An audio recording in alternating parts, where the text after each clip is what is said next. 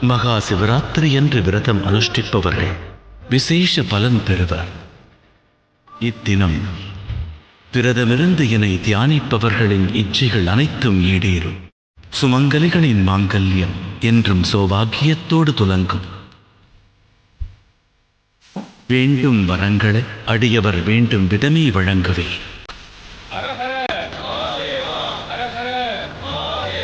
Om Namah Shivaya.